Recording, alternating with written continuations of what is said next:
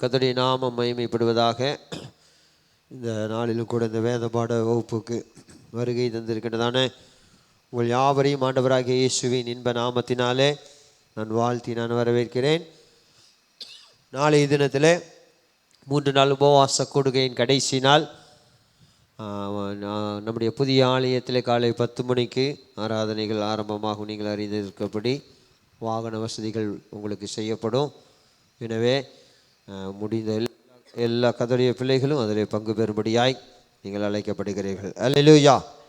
நாம் தொடர்ந்து தியானித்து வருகின்றதான அப்போஸ்தலனாகிய யோவானுடைய முதலாவது எழுதின 1 யோவான் முதலாவது நிருபம், அதாவது 1 யோவானுக்கு நேராக 4வது அதிகாரத்துக்கு நேராக வேதத்தை நாம் திருப்பிக் கொள்ளலாம். அல்லேலூயா. 4வது அதிகாரத்திலே நாம் தொடர்ந்து தியானித்து வருகின்ற காரியங்கள். அல்லேலூயா. பார்க்கின்ற வாசிக்கலாம். முதல் வசனத்திலிருந்து 1 யோவான் 4வது அதிகாரம் முதல் வசனத்திலிருந்து. உலகத்தில் அநேகம் கள்ள தீர்க்கதரிசிகள் தோன்றியிருப்பதனால நீங்கள் என்ன செய்ய வேண்டாம், எல்லா ஆவிகளையும் நம்பாமல் அந்த ஆவிகள் தேவனால் உண்டானவைகளோ என்று என்ன செய்யுங்கள், சோதித்தறியுங்கள். அதற்கு ஆதாரமாக நாம் அநேக காரியங்களை வேத வசனத்தின் ஆதாரத்தோடு கூட கடந்த நாட்களில் நாம் தியானித்தோம். அல்லேலூயா, அல்லேலூயா. இப்போ 2வது வசனத்தில் பார்க்கின்றோம், தேவ ஆவியை நீங்கள் எதினால் அறியலாம் என்றால் மாம்சத்தில் வந்த இயேசு கிறிஸ்துவை அறிக்கை பண்ணுகிற எந்த ஆவியும் தேவனால் உண்டாயிருக்கிறது. அல்லேலூயா. அப்போ ஒரு கர்த்தருடைய பிள்ளையினுடைய வாயில் இருந்து இயேசு என்றதான நாமம் என்ன செய்யப்படணும், உச்சரிக்கப்படணும். அல்லேலூயா. அதை நம்ம கவனிக்கணும். அல்லேலூயா. இன்றைக்கு மாறுபட்டதான சத்தியங்கள் உபதேசங்கள் பெருகி இருக்கின்ற நாட்களில் பார்க்கின்றோம், நாம் ஆராய்ந்து பார்க்கணும், சோதித்து பார்க்க வேண்டும் என்று அப்போஸ்தலன் இங்கே குறிப்பிடுகின்றார். அல்லேலூயா. அது மாத்திரமல்ல, நீங்கள் பார்த்தீங்கன்னா இயேசுவை அறிக்கை பண்ணுகின்ற ஆவி அது தேவனால் என்ன செய்கின்றது, உண்டானது என்று பார்க்கின்றோம். அல்லேலூயா. நீங்கள் 3வது வசனத்தை சேர்த்து வாசித்தலாம்.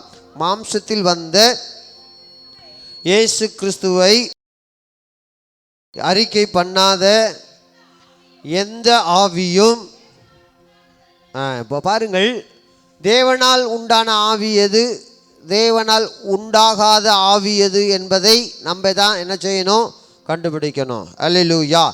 அதுக்கு ரொம்ப அழகாய் சொல்லுகின்றார், இயேசுவை அறிக்கை பண்ணாத எந்த ஆவியும் என்னது, தேவனால் உண்டானதல்ல. இயேசுவை அறிக்கை பண்ணுகின்ற ஆவி எது, தேவனால் உண்டானது. நீங்கள் அந்த 3வது வசனத்தின் அடுத்த பகுதி, கடைசி பகுதியில், வரும் என்று நீங்கள் கேள்விப்பட்ட அந்தி கிறிஸ்துனுடைய ஆவி அதுவே, அது இப்பொழுதும் உலகத்தில் புதுசாக ஒன்றும் வரல. இந்த ஆவி அது உலகத்தில் என்ன செய்கிறது, 2000 ஆண்டுகள் முன்பு இருந்து என்ன செய்து கொண்டு தான் இருந்து கொண்டு தான் இருக்கின்றது. அல்லேலூயா, அல்லேலூயா. அப்போ பார்க்கின்றோம், அவருடைய நாமத்தை அறிக்கை பண்ணுகின்ற, இயேசு என்றதான நாமத்தை அறிக்கை பண்ணுகின்ற ஆவி, அல்லேலூயா, அது தேவனால் உண்டாயிருக்கிறது என்று பார்க்கின்றோம். அல்லேலூயா. அப்போ பார்க்கின்றோம், இயேசு கிறிஸ்துவை அறிக்கை பண்ணுகிறதுனால என்ன நமக்கு நன்மை, ஏன் அறிக்கை பண்ணணும், ஏன் அறிக்கை பண்ணணும் அப்படி நீங்கள் பார்த்தீங்கன்னா, நீங்கள் எடுத்து வாசிப்பீர்கள் என்றால், அல்லேலூயா, எடுத்துக்கொள்ளுங்கள். அதுக்கு முன்னாடி எபிரேயர் 3வது அதிகாரம் முதல் வசனத்தை எடுத்து வாசிக்கலாம். எபிரேயர், அல்லேலூயா, 3வது அதிகாரம் முதல் வசனம். பரம அழைப்புக்கு பங்குள்ளவர்களாகிய பரிசுத்த சகோதரரே, நாம் அறிக்கை பண்ணுகிற அப்போஸ்தலரும் பிரதான ஆசாரியருமாயிருக்கிற கிறிஸ்து இயேசுவை என்ன செய்து பாருங்கள். நம்ம இப்போ தியானித்து கொண்டிருக்கிறது யோவான் எழுதினதான நிருபம். ஆனால் இந்த எபிரேய நிருபத்தை யார் எழுதினா என்று குறிப்பிக்கப்படவில்லை. அது நமக்கு முக்கியமும் அல்ல. ஆவியானவர் நமக்கு எழுதி தந்திருக்கிறாரு. ஆனால் இந்த எபிரேய நிருபத்தை எழுதின ஆக்கியோன் ஆவியானவர் அங்கு அவர் மூலமாய் வெளிப்படுத்தின காரியமே என்ன என்று பார்த்தீங்கன்னா, நாம் அறிக்கை பண்ணுகிற அப்போஸ்தலர் மற்றும் பிரதான ஆசாரியருமாய் இருக்கிற கிறிஸ்து இயேசுவை என்று சொல்லுகின்றார். அல்லேலூயா. அப்போ பார்க்கின்றோம், அப்போஸ்தலர்கள் கர்த்தருடைய ஊழியர்கள் எல்லாரும் அவர்கள் சொன்ன காரியம் இயேசு கிறிஸ்துவை என்ன செய்யணும்? அறிக்கை பண்ணணும். ஏன் அறிக்கை பண்ணணும் அப்படின்னா, நீங்கள் பிலிப்பியருக்கு எழுதின நிருபத்தில் நீங்கள் 2வது அதிகாரம் 11வது வசனத்தை எடுத்து வாசிக்கலாம். பிலிப்பியர், பிதாவாகிய தேவனுக்கு மகிமையாக இயேசு கிறிஸ்து கர்த்தரென்று நாவுகள் யாவும் அறிக்கை. நல்லா புரிஞ்சுக்கங்க, இயேசு கிறிஸ்து கர்த்தரென்று நாவுகள் யாவும் அறிக்கை பண்ணும்படிக்கும் எல்லா நாமத்திற்கும் மேலான நாமத்தை அவருக்கு என்ன செய்தார்? தந்தருளினார். அல்லேலூயா. எல்லா நாமத்திற்கும் மேலான நாமத்தை தேவன் இயேசுவுக்கு தந்தருளினதின் நோக்கம் என்னன்னா, எல்லா நாவுகளும் என்ன செய்யணும்? அதனால தான் ஊழியர்கள் ஆராதனை வேலைகளில் வாயை திறந்து இயேசு என்று என்ன செய்யுங்க? சொல்லுங்க. எனக்கு தெரிந்த ஒரு நல்ல மூத்த ஊழியர், அவர் சில அடிப்படை, அதாவது ஆராதனை ஒழுங்குகளில் ஒரு காரியம் செய்வார். என்னென்னா, அவர் எடுக்கின்றதான ஆராதனை பாடலாக இருக்கட்டும் அல்லது ஸ்தோத்திர பாடல் ஆரம்பத்தில் எடுக்கின்றதான இயேசுவின் நாமத்தை குறித்ததான ஒரு பாடல் இருக்கணும். அல்லேலூயா. அவர் சொல்லுவார் அடிக்கடி ஊழியர் பயிற்சியில் வருகின்றதான ஊழியக்காரங்களுக்கு எல்லாம் அவர் சொல்லுவார், இயேசுவின் நாமத்தை என்ன செய்யணும்? மகிமைப்படுத்தணும். நம்ம நினைக்கிறோம் பழைய பாட்டு தானே, இயேசுவின் நாமம் இனிதான நாமம், அல்லேலூயா, இணை இல்லாத நாமம். ஆனால் அவருடைய நாமத்தை நாம் என்ன செய்யணும்? அறிக்கை பண்ணணும். இன்றைக்கி அவருடைய நாமத்தை அறிக்கை பண்ணாத எத்தனையோ பாடல் வந்துக்கிட்டு இருக்கு. நல்ல கவனமாக இருக்கணும். நல்லா இருக்கும், இசை இருக்கும், ராகம் இருக்கும், அல்லேலூயா. ஆனால் எது இருக்காது? இயேசு என்றதான பெயரே இருக்காது. அல்லேலூயா. இங்கே பார்க்கின்றோம், இயேசு கிறிஸ்து கர்த்தர் என்று நாவுகள் யாவும். அதனால தான் ஆராதனையில் பார்க்கின்றோம், இயேசுவே ஆண்டவர், மரணத்திலிருந்து உயிர்த்தெழுந்தார். அடுத்து என்னது? கால்கள் யாவும் முடங்கும், நாவு யாவும் போற்றிடும். அல்லேலூயா. சில நேரங்களில் நீங்கள் பார்ப்பீங்க, பாஸ்டர் சொல்கிறாரு எல்லாரும் வாயை திறங்க இயேசு என்று சொல்லுங்கன்னா, சும்மா ஒன்றும் சொல்லலை. நான் பார்த்துட்டு இருக்கும்போது சிலர் அப்படியே வாயவே திறக்காமல் உட்காந்துருப்பாங்க. ஆராதனையில் எந்திரிச்சிருப்பாங்க அல்லது உட்காந்து பாடும்போது வாயை திறக்காமல் உட்காந்துருப்பாங்க. எங்கே ஆசை என்னென்னா, எப்படியாயிலும் அவங்க வாயில் என்ன வந்துடணும்? இயேசு என்று அந்த வார்த்தையை அவங்க உச்சரிக்கணும், அறிக்கை பண்ணி. இங்கே பார்த்தீங்கன்னா, இந்த அறிக்கை பண்ண என்ன நடக்குதுன்னா, ஒரு ரட்சிப்பு உண்டாகும். சும்மா ஒன்றும் வேதத்தில் இயேசுவின் நாமத்தை அறிக்கை பண்ண, இங்கே பார்க்குறோம் மேலான நாமத்தை தேவன் இயேசுவுக்கு தந்தார் என்று. அதனால் நாவுகள் யாவும் என்ன செய்யணும்? அறிக்கை பண்ணணும். அல்லேலூயா. நம்ம பிள்ளைகளுக்கு குழந்தையாக இருந்து அது உருவாகி வரும்போதே இயேசு என்று என்ன செய்ய சொல்லணும்? சொல்லி கொடுக்கணும். அல்லேலூயா. எடுத்த உடனே என்னது கண்ணீர் விட்டார் அப்படின்னு கண்ணீர் விட்ட, இன்னும் கண்ணீர் விட வச்சுக்கிட்டு இருக்கக்கூடாது. அல்லேலூயா. நல்ல வசனங்கள் தான், இல்லை என்று சொல்லலை. ஆனால் இயேசு என்று என்ன செய்யணும்? சொல்லணும். அல்லேலூயா. பார்க்கின்றோம், நீங்கள் எடுத்து வாசிங்க. ஏன் அப்படின்னா, ரோமர் எழுதின நிருபத்தில் 10வது அதிகாரம் 9வது மற்றும் 10வது வசனத்தை வாசிங்க. இங்கு பார்க்கின்றோம், கர்த்தராகிய இயேசுவை நீ உன் வாயினாலே என்ன செய்து அறிக்கையிட்டு தேவன் அவரை மரித்தோரிலிருந்து எழுப்பினார் என்று உன் இருதயத்தில் விசுவாசித்தால் ரட்சிப்பு. எதில் வச்சுருக்காரப்ப சொல்லுங்களே. நம்ம வாயில் வார்த்தையை அறிக்கை பண்ணுறது தான். இன்றைக்கி ஞானஸ்நானம் ரொம்ப நல்லது தான்.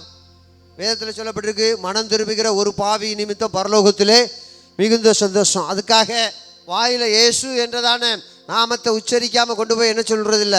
ஞானஸ்நானம் கொடுக்கறதில்ல. அல்லேலூயா. அப்போ பார்க்கின்ற இந்த வசனத்தில், இயேசுவை உன் வாயினாலே அறிக்கையிட்டு தேவன் அவரை மரித்தோரிலிருந்து உயிரோடு எழும்ப பண்ணினார் என்று உன் இருதயத்தில் விசுவாசித்தால் நீ என்ன செய்வாய்? அடுத்த வசனம், நீதி உண்டாக இருதயத்தில் விசுவாசிக்கப்படும், ரட்சிப்பு உண்டாக வாயினாலே என்ன செய்யப்படும்? அறிக்கை பண்ணப்படும். அல்லேலூயா. அல்லேலூயா. நம்முடைய பிள்ளைகள் குடும்பத்தில் இருக்கிறவங்கள என்ன சொல்லணும்? இயேசு என்று சொல்லு. அல்லேலூயா. நல்ல சத்தமாக சொல்லு. அல்லேலூயா சொல்லு, அறிக்கை பண்ண வைக்கணும். தேவனுடைய பிள்ளைகளே பார்க்கின்றோம். அதனால் என்ன பயன் என்று நீங்கள் பார்த்தீங்கன்னா பார்க்கின்றோம், பரலோகத்தின் பலன்களை நாம் பெற்றுக்கொள்ள முடியும். நம்ம இந்த பூமிக்கு உரியவர்கள் அல்ல, பரலோகத்திற்குரியவர்கள். பரலோகத்தின் நோக்கி நம்முடைய பயணத்தை நாம் தொடர்ந்து கொண்டிருக்கிறோம். நீங்கள் எடுத்து வாசிப்பீர்கள் என்றால் மத்தேயு எழுதின சுவிசேஷத்தில் 10வது அதிகாரம் 32 மற்றும் 33வது வசனத்தை வாசிக்கலாம். மத்தேயு 10.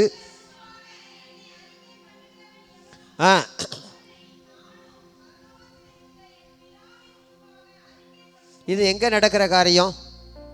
பரலோகத்தில் இயேசு அறிக்கை பண்ணுவேன்னு சொல்கிறாரு. அப்போ இந்த பூமியில் ஒரு மனிதனுக்கு முன்பாக இயேசு என்ற நாமத்தை நாம் அறிக்கை செய்யும்போது, சொல்லும்போது, அவர் நல்லவர், பரிகாரி, அது மாத்திரமல்ல வல்லமையுடையவர் அப்படின்னு நம்ம அறிக்கை பண்ணும்போது ஆண்டவர் அதெல்லாம் என்ன செய்கிறாரு? கவனிக்கிறார். அல்லேலூயா. நமக்கு ஒரு பலன் உண்டு. அவனுடைய கிரியைகளுக்கு தக்க பலனை நமக்கு தரப்போகிறார் ஆண்டவரே. இங்கே பார்க்கின்றோம், மனுஷர் முன்பாக என்னை அறிக்கை பண்ணுகிறவன் எவனோ அவனை நானும் பரலோகத்தில் இருக்கிற என் பிதாவின் முன்பாக நான் என்ன செய்வேன்?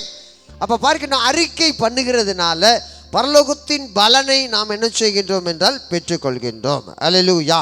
அடுத்து பார்க்கின்றோம், தேவ தூதர்கள் முன்பாக. நீங்கள் லூக்கா எழுதின சுவிசேஷத்தில் 12வது அதிகாரம் 8வது வசனத்தை எடுத்து வாசிங்க. லூக்கா 12:8. மனுஷர் முன்பாக என்னை அறிக்கை பண்ணுகிறவன் எவனோ அவனை மனுஷகுமாரனும். முன்னாடி பார்த்தோம், பரலோகத்தில் பிதாவானவருக்கு முன்பாக என்ன செய்வாராம்? இயேசு அறிக்கை பண்ணுவாராம். ரெண்டாவது, அவனை இயேசு தேவ தூதர் முன்பாக என்ன செய்வாராம்? அறிக்கை பண்ணுவார் என்று சொல்லப்பட்டிருக்கிறது. அல்லேலூயா. அடுத்து பார்க்கின்றோம், இப்படி அறிக்கை பண்ணுகிறவன் பிதாவை உடையவனாய் இருக்கிறான். இயேசுவை அறிக்கை பண்ணுகிறவன் பிதாவை உடையவனாய் இருக்கிறான். நீங்கள் 1 யோவான் 2வது அதிகாரம் 1 யோவான் 2வது அதிகாரம் 23வது வசனத்தின் பின்பகுதியை நீங்கள் பார்த்தீங்கன்னா 2:23 பின்பகுதியில் குமாரனை அறிக்கை இடுகிறவன் பிதாவையும் உடையவனாய் இருக்கிறான். அல்லேலூயா. அப்போ இயேசுவை அறிக்கை பண்ண நாம் யார் உடையவர்களாக இருக்கிறோமா? பிதாவை உடையவர்களாய் நாம் இருக்கிறோம். அடுத்து நாம் அறிக்கை பண்ணுகிறதுனால தேவனிலே நாம் நிலைத்து, தேவன் நம்மிலே நிலைத்திருக்கிறார் என்பதை அறிந்து கொள்ள முடிகின்றது. 1 யோவான் நீங்கள் 4வது அதிகாரம் 15வது வசனத்தை எடுத்து வாசிப்பீர்கள் என்றால் நாம் தியானித்து கொண்டிருக்கிற இயேசுவானவர் தேவனுடைய குமாரன் என்று அறிக்கை பண்ணுகிறவன் எவனோ அவனில் தேவன் நிலைத்திருக்கிறார், அவனும் தேவனில் என்ன செய்திருக்கிறார்? நிலைத்திருக்கிறான். அல்லேலூயா. பார்க்கின்றோம், இயேசுவானவர் தேவனுடைய குமாரன் என்று யாரெல்லாம் சொல்கிறாங்களோ அவனிலே தேவன் என்ன செய்கிறாராம்?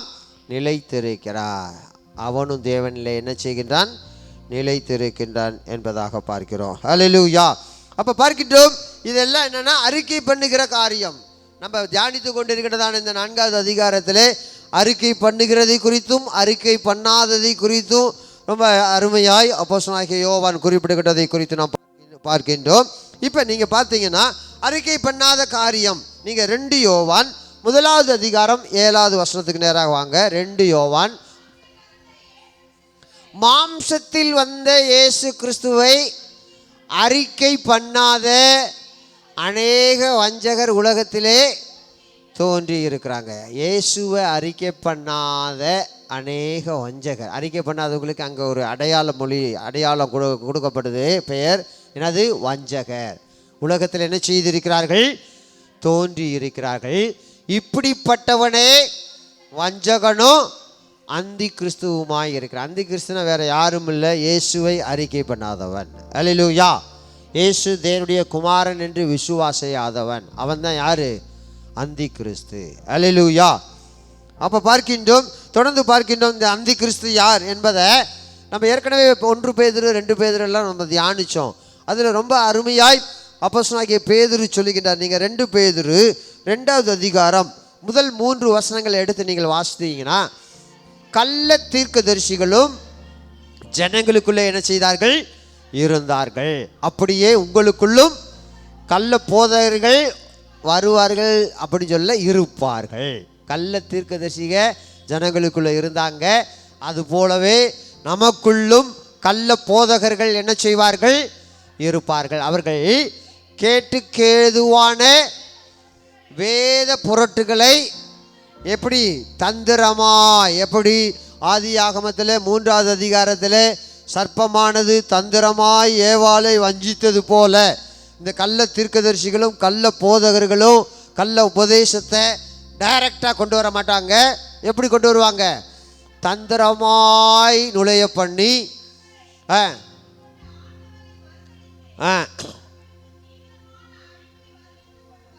அறிவித்துக் கொள்வார்கள். இங்கே பார்க்கின்றோம் அவர்களுடைய காரியங்களை குறித்து, நடக்கைகளை குறித்து இங்கே அப்போஸ்தலனாகிய பேதுரு சொல்கிறாரு, அவர்கள் கெட்ட நடக்கை உள்ளவர்கள். இதை ஃபாலோ பண்ணுற, அதாவது பின்பற்றுகின்ற, அவர்களை பின்தொடர்கின்றதான கூட்டம் கொஞ்சம் இல்லை, அநேகர். நல்லா புரிஞ்சுக்கங்க. நம்ம நினைப்போம் இப்படிப்பட்டதான சத்தியத்தையும் இவ்வளவு பேர் என்ன செய்கிறாங்க, மாறுபட்ட சத்தியத்தையும் இப்போ ஏற்றுக்கொள்கின்ற கூட்டம் இத்தனை பேர் இருக்கிறாங்களான்னா இருப்பார்கள். அல்லேலூயா. அதனால தான் அப்போஸ்தலனாகிய யோவான் சொல்கிறாரு, ஆவிகளை, எல்லா ஆவிகளையும் நீங்கள் என்ன செய்யாதீங்க, நம்பாமல் அந்த ஆவிகள் தேவனால் உண்டானவிகளோ இல்லையா என்று என்ன செய்யுங்கள், சோதித்து அறியுங்கள். இங்கே பார்க்கின்றோம் அநேகர் இந்த அவர்களுடைய கெட்ட நடக்கைகளை என்ன செய்வாங்க, இந்த கூட்டத்தின் நிமித்தம் சத்திய மார்க்கம் என்ன செய்யப்படும்? என்ன மார்க்கம்? கர்த்தருடைய வசனம், சத்திய மார்க்கம். கர்த்தருடைய ஜனங்கள், ஒரு கூட்ட ஊழியர்கள் என்ன செய்வார்கள்? தூஷிக்கப்படுவார்கள். அடுத்த வசனம்,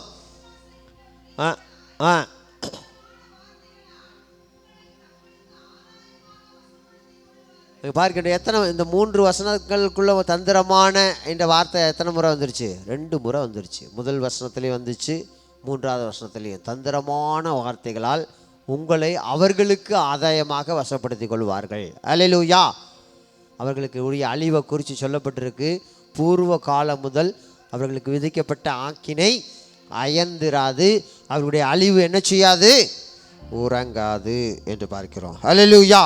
அப்போ பார்க்கின்ற இந்த கடைசி நாட்களில் வஞ்சகர்களாகிய அந்தி கிறிஸ்துகள் அநேகர் இருக்கிறாங்க. அவர்கள் மத்தியில் தான் நம்ம இருக்கிறோம். நல்லா புரிஞ்சுக்கங்க. அல்லேலூயா. ஏற்கனவே பார்க்கின்ற வசனம் சொல்லுகிறது, உலகம் எதுக்குள்ளே தான் இருக்குது? பொல்லாங்கனுக்குள்ளே தான் இருக்குது. அல்லேலூயா. நம்ம தான் ஜாக்கிரதையாய் நாம் இருக்கணும். நீங்கள் இன்னொரு வசனம் கூட வாசிங்க. 1 யோவான் 2வது அதிகாரம் 18வது வசனத்தை எடுத்து வாசிக்கலாம். 1 யோவான் 2:18. என்ன காலம் இது? நீங்கள் நம்பினாலும் நம்பாட்டினாலும், நல்லா புரிஞ்சுக்கங்க, நீங்கள் நம்பினாலும் நம்பாட்டினாலும் இது என்ன காலம்? கடைசி காலமாய் இருக்கிறது. அல்லேலூயா. அல்லேலூயா. அது மாத்திரமல்ல, அந்தி கிறிஸ்து வருகிறான் என்று நீங்கள் கேள்விப்பட்டபடி இப்பொழுதும் அநேக அந்தி கிறிஸ்துகள் என்ன செய்கிறார்கள்? இருக்கிறார்கள். அதனாலே இது கடைசி காலம் என்று பார்க்கின்றோம். இது கடைசி காலம்ன்றதுக்கு என்ன எதை எக்ஸாம்பிளாக சொல்லலாம்னா, அநேக அந்தி கிறிஸ்துகள் இருக்கிறாங்க. அல்லேலூயா. நான் நல்லா சொன்னது போல, பிசாசானவன் நம்ம எதிர்பார்க்கிற, நம்ம சிந்திச்சு ஒரு இது வச்சுருக்கிறோம், சிந்தனையில் ஒரு கற்பனையில் வச்சுருக்கிறோம். பிசாசு இப்படி தான் இருப்போம்னு ஒரு நாடகம்னாலும் அதை தான் போடுறோம். ஒரு கருப்பு ட்ரெஸ்ஸை போட்டுக்கிட்டு, பல்ல நீட்டிக்கிட்டு, கொம்பு வச்சுக்கிட்டு, அப்படி அல்ல. அல்லேலூயா. அவன் எப்படி தான் வருவான்? தந்திரமாய் வருவான். வேதத்தில் சொல்லப்பட்டிருக்கிறது, எவனை விழுங்கலாமோ என்று அவன் வகை தேடி சுற்றித் தருகிறான். அல்லேலூயா. அல்லேலூயா. தேவனுடைய பிள்ளைகளை நம்ம தான் ரொம்ப எச்சரிப்போடு கூட இருக்கணும். இந்த கடைசி நாட்களில் நாம் இருக்கிறது கடைசி காலமாக இருக்கிறது.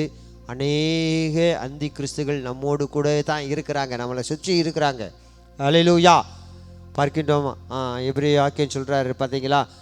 பார்க்கின்றோம், பாரமான யாவற்றையும் நம்மை சுற்றி நெருங்கி நிற்கிற பாவத்தையும் தள்ளிவிட்டு இயேசுவை, விசுவாசத்தை துவக்குகிறவரும் அதை முடிக்கிறவருமாகிய இயேசுவை நோக்கி நமக்கு நியமித்திருக்கிற ஓட்டத்திலே பொறுமையோடு ஓடணும். நம்ம சுற்றி இருக்குது. அல்லேலூயா. எப்போ அவனுடைய வலையில் விழத்தள்ளலாம் என்று என்ன செய்கிறான்? சுற்றி தருகிறான். அல்லேலூயா. எனவே அநேக அந்தி கிறிஸ்துகள் இப்பொழுது இருக்கிறாங்க. அதனால் இது என்ன காலம்? கடைசி காலமாய் இது இருக்கிறது. அல்லேலூயா, அல்லேலூயா. அப்போ பார்க்கணும், தொடர்ந்து நீங்கள் வாசிப்பீர்கள் என்றால் 1 யோவான் 2:22 வாசிங்க. 1 யோவான் 2:22.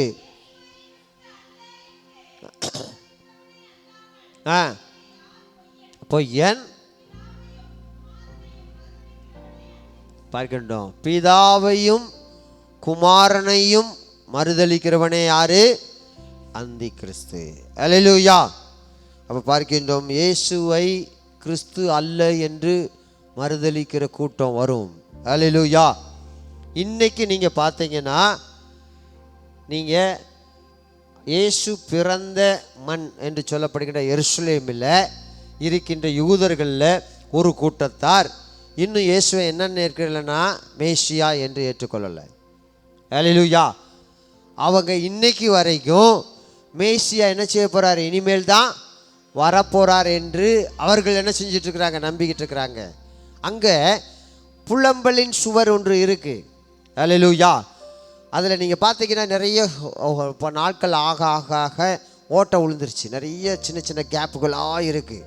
அதில் என்ன செய்கிறாங்கன்னா, தங்கள் விண்ணப்பத்தை ஒரு சின்ன காகிதத்தில் நீங்கள் எழுதி அதை என்ன செய்கிறாங்கன்னா மேசியாவுக்கு தெரியப்படுத்துகிறாங்களாம். சுருட்டி அதை என்ன செய்கிறாங்க?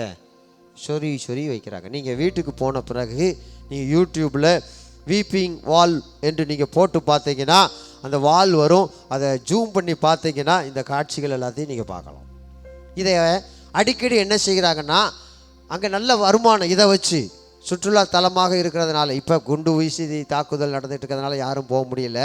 ஆனால் மற்ற நாட்கள் முன்னாடியெல்லாம் பயங்கர வருமானம்.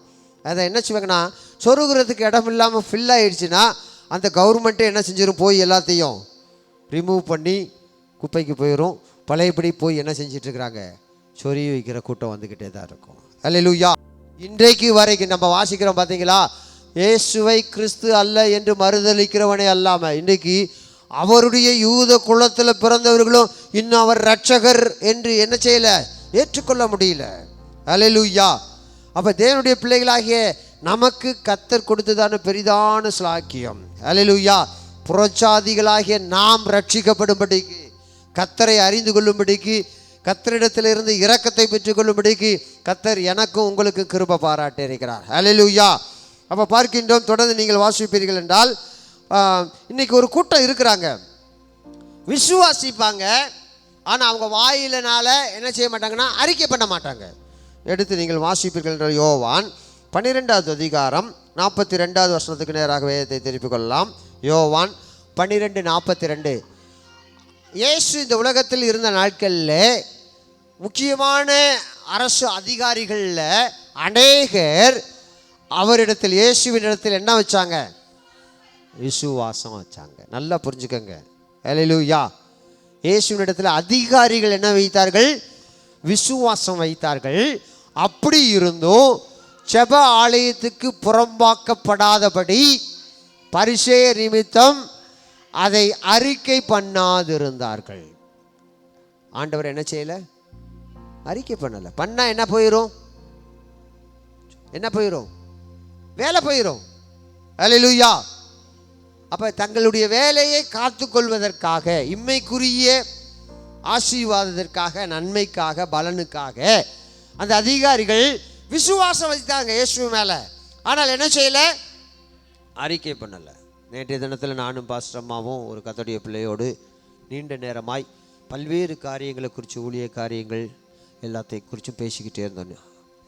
அப்போ அந்த கர்த்தருடைய பிள்ளை சொன்னாங்க, சபைக்கு நேராய் சில குடும்பங்களை நான் அழைக்கிறேன். ஆனால் அவங்க சொன்ன காரியம் என்னென்னா, நீங்கள் ஸ்பெஷல் மீட்டிங் வைக்கும்போது எங்களை கூப்பிடுங்க, ஸ்பெஷல் ஸ்பீக்கர் வரும்போது எங்களுக்கு சொல்லுங்க, நாங்கள் என்ன செய்கிறோம்? வர்றோம். அல்லேலூயா. இயேசு தேவாலயத்தில் வருகிறார், திரியேக தேவனுடைய பிரசன்னம் வருதுன்னு அந்த எதிர்பார்ப்பு இருக்க, அந்த நிச்சயம் இருக்கிறவங்க, அந்த நம்பிக்கை இருக்கிறவங்க என்ன சொல்ல மாட்டாங்க? இப்படி சொல்ல மாட்டாங்க. அல்லேலூயா. அவங்களுக்கு யார் வேணும்? ஸ்பெஷல் ஆராதனை வேணுமா? ஸ்பெஷல் ஸ்பீக்கர் வேணுமா? அல்லேலூயா. தேவனுடைய பிள்ளைகளே, இங்கே பார்க்கின்றோம், விசுவாசம் அவங்களுக்குள்ள இருக்கு. அல்லேலூயா. விசுவாசம் இல்லாமல் இல்லை. இன்றைக்கு அநேகருக்குள்ள விசுவாசம் இருக்கு, ஆனால் அவர்கள் என்ன செய்ய மாட்டேங்கின்றார்கள்? அறிக்கை செய்ய மாட்டேங்கிறாங்க. அல்லேலூயா. நீங்கள் தொடர்ந்து நீங்கள் பார்த்தீங்கன்னா, இந்த அறிக்கை செய்யாத இந்த வசனத்தில் நம்ம இதுக்கு முன்னாடி பார்த்தோம், இயேசுவை கிறிஸ்து அல்ல என்று மறுதலிக்கிறவனே அல்லாமல் வேற யாரு எந்த நிலைமையில் இருந்தாலும் நாம் விழுந்து போகாதபடிக்கு தேவனுடைய இரக்கத்தை பெற்றுக்கொள்ளணும். ஏன் இந்த சொல்கிறேன்னா, அப்போஸ்தலனாகிய பேதுரு முதன்மை சீசனாக இருந்த போதிலும் இயேசுவை என்ன செய்யலாம்? மறுதலித்தாங்க. அவர் எனக்கு தெரியாது என்று அவன் மறுதலித்தான். நீங்கள் மத்தேயு எழுதின சுவிசேஷத்தில் 26வது அதிகாரம் 34வது வசனத்தை எடுத்து வாசிங்களே. 26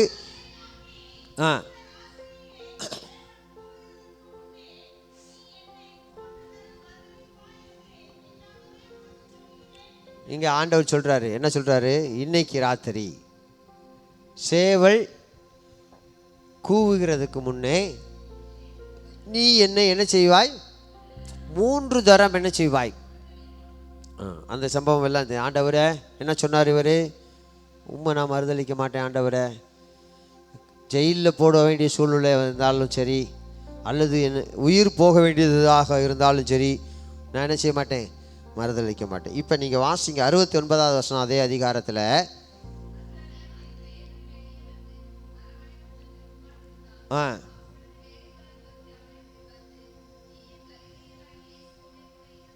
என்றால்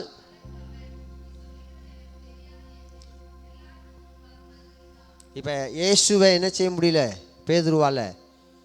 ஆமாம், நான் அவரோட தான் இருந்தேன் என்று சொல்லி என்ன செய்ய முடியல? அறிக்கை செய்ய முடியல. அல்லேலூயா. நீ சொல்லுகிறது எனக்கு தெரியாது. அடுத்த வசனம்.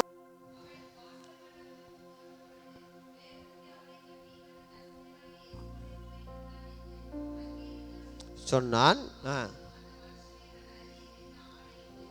இப்ப பார்க்கின்றோம், அந்த மனுஷனை நான் என்ன செய்யல, எனக்கு தெரியாது என்று ஆணையிட்டு மறுபடியும் என்ன செய்தான்?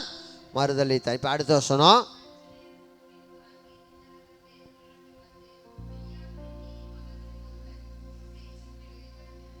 என்றார்கள். பாருங்க, இப்ப 3வது முறை தெரியாது என்று சொன்னா அறியேன் என்று, 2வது ஆணையிட்டு சொன்னா அவர் எனக்கு தெரியாதுன்னு, 3வது முறை அவரை அந்த மனுஷனை அறியேன் என்று சொல்லி என்ன செய்ய ஆரம்பிச்சிட்டாரு? சபிக்கவும் சத்தியம் பண்ணவும் தொடங்கினான். உடனே சேவல் கோவிட்டு. அல்லேலூயா. தேவனுடைய பிள்ளைகளே, நாம் கடைசி பரியந்தம், அதாவது ஒன்று கர்த்தருடைய வருகை அல்லது நாம் மரிக்கும் பரியந்தம், இயேசு கிறிஸ்து என்று, இயேசுவானவர் கிறிஸ்து நம்முடைய நாவுகள் என்ன செய்யணும்? அறிக்கை பண்ணணும். அல்லேலூயா, அல்லேலூயா. ஆனால் அது அந்த மாதிரியான சூழ்நிலைகள் மத்தியில் கடந்து போகும்போது தான் நம்முடைய விசுவாசம் சோதிக்கப்படும். இன்றைக்கி போதிக்கிறது எளிது, கேட்கிறது எளிது. நார்த் இந்தியாவில் கடந்த நாட்கள் நடந்த ஒரு வீடியோ, எத்தனை பேர் நீங்கள் பார்த்தீங்கன்னு தெரியல. ஒரு ஊழியக்காரர், அவருடைய மனைவி 2 பேரையும் மறுதலிக்க சொல்லி, வேதத்தின் மீது ஏறி நிற்க சொல்லி, நெற்றியிலே குங்குமம் இட சொல்லி, அவர்களை பலவந்தப்படுத்தி அவர்களை அதை செய்யும்படியாய் சொன்னபோது அவர்கள் என்ன செஞ்சாங்க? செய்தார்கள். அல்லேலூயா. அவர்களை காட்டிலும் நானும் நீங்களும் நீதிமான் பரிசுத்தவான் என்று சொல்வதற்கு இல்லை. நான் அதனால தான் சொல்கிறேன், நம்ம அந்த பாதையின் வழியாக கடந்து செல்லும் போது தான். அல்லேலூயா. அதனால தான் வேத வசனம், அவர் என்னை சோதித்த பின் பொன்னாக விளங்குவேன். அல்லேலூயா, அல்லேலூயா. அக்கினி சோதிக்கும். அல்லேலூயா. நம்ம அந்த சோதனைகளை தாண்டி நாம் அதை ஜெயம் பெற்றவர்களாய் நாம் வரணும். அல்லேலூயா. இந்த கடைசி நாட்களில் அந்தி கிறிஸ்துகள், அது மாத்திரமல்ல, கள்ள தீர்க்க தரிசனங்கள், கள்ள போதகர்கள், தீர்க்கதரிசிகள், கள்ள உபதேசங்கள் அது இன்னும் அதிகமாகிக்கிட்டு தான் இருக்கும் நாளுக்கு நாள்.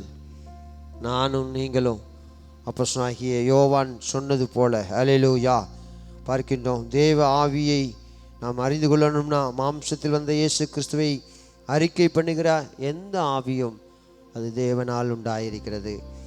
அப்படி அறிக்கை பண்ணாத எந்த ஆவியும் தேவனால் உண்டானது அல்ல என்று நாம் நிச்சயித்து கொள்ளணும். எனவே நம்முடைய ஆத்தும ரட்சிப்பை நாம் காத்துக்கொள்வது ரொம்ப ரொம்ப அவசியம். அல்லேலூயா. ஆத்தும ரட்சிப்பு அருமையானது என்று சொல்லப்பட்டிருக்கிறது. அதை நானும் நீங்கள் என்ன செய்யணும்? காத்துக்கொள்கிறவர்களாய் நாம் இருக்கணும். எல்லா கண்களை மூடி கர்த்தரை நோக்கி பார்க்கலாமா? Thank you Jesus. அல்லேலூயா அல்லேலூயா.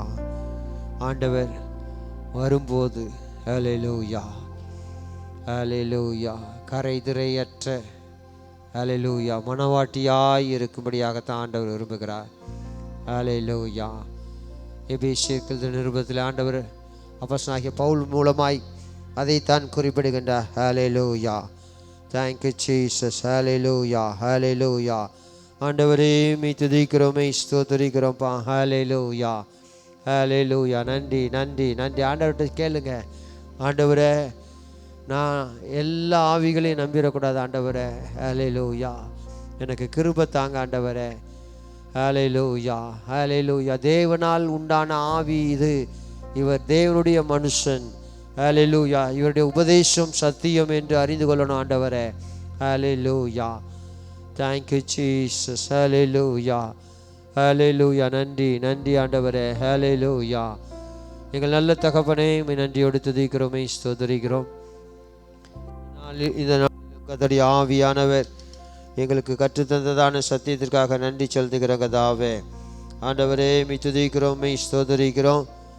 ஆண்டவரே இந்த கடைசி நாட்களில் நாங்கள் மிகுந்த எச்சரிக்கையோடு விழிப்புள்ளவர்களாய் ஆண்டவரே இந்த ஆவிக்குரிய ஆண்டவரே யாத்திரையில் நாங்கள் ஓடத்தக்கதாக, நல்ல போராட்டத்தை போராடத்தக்கதாக, விசுவாசத்தை காத்து கொள்ளத்தக்கதாக, ஓட்டத்தை ஜெயமுடன் முடிக்கத்தக்கதாக எங்கள் ஒவ்வொருவருக்கும் கிருபை பாராட்டும்படியாய் ஜெபிக்கிற கர்த்தாவே. வந்த நம்முடைய பிள்ளைகள் ஒவ்வொருவரையும் கர்த்தர் ஆசீர்வதித்து அனுப்புங்க. உடைய கிருபை உடைய நன்மை உடைய பிள்ளைகளை தொடரட்டும். இயேசுவின் உன்னத நாமத்தில் ஜெபிக்கிறோம் நல்ல பிதாவே. என் ஆத்துமாவே கர்த்தரை ஸ்தோத்திரி, என் முழுவதுமே அப்படி பரிசுத்த நாமத்தை ஸ்தோத்திரி.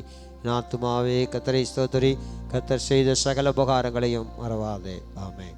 ஹல்லேலூயா ஹல்லேலூயா ஹல்லேலூயா. வந்து யாவரும் கண்டவராக இயேசுவின் நாமத்தினாலே வாழ்த்துக்களை தெரிவித்துக் கொள்கிறேன். ஆமென்.